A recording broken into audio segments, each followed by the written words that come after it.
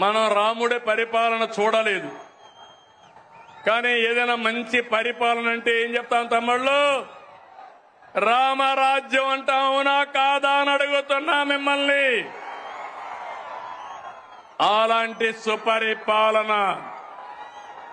రాముడి రాజ్యంలో ప్రజలు ఎంత ఆనందంగా ఉన్నారో అలాంటి పాలన ఇచ్చే బాధ్యత నాది, పవన్ కళ్యాణ్ గారిది, అదే మాదిరిగా బీజేపీ మాధవ్ గారిది మన రాష్ట్రంలో.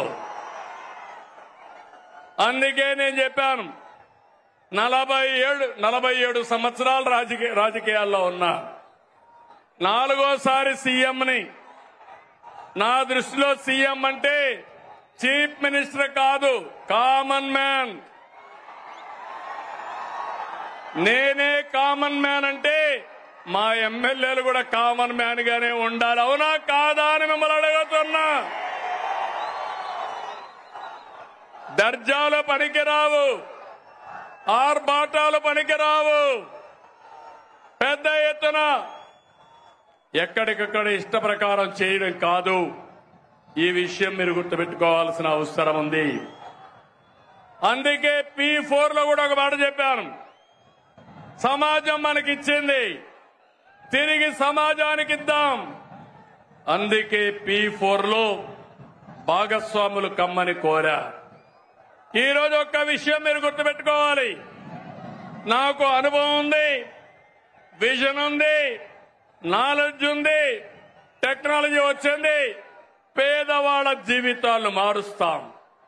ఎందుకంటే ఒక పక్క ఎన్డీఏ నేతలైనటువంటి పవన్ కళ్యాణ్ గారు గాని, మాధవ్ గారు గాని ఒక కమిట్మెంట్ తో ముందుకు పోతున్నాం.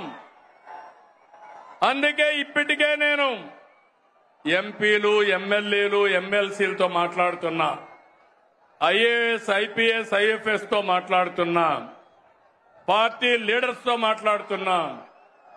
పవన్ కళ్యాణ్ గారు జనసేన పార్టీలో మాట్లాడుతున్నారు, బీజేపీ నాయకులు మాధవ్ గారు వాళ్ళ నాయకులతో మాట్లాడుతున్నారు. ఒక్క విషయం మీరు గుర్తుపెట్టుకోవాలి, ఎన్నికల కంటే ఈరోజు మన పరపతి పెరిగింది. ఇది శాశ్వతంగా ఉండాలనా లేదా అని మిమ్మల్ని అడుగుతున్నా.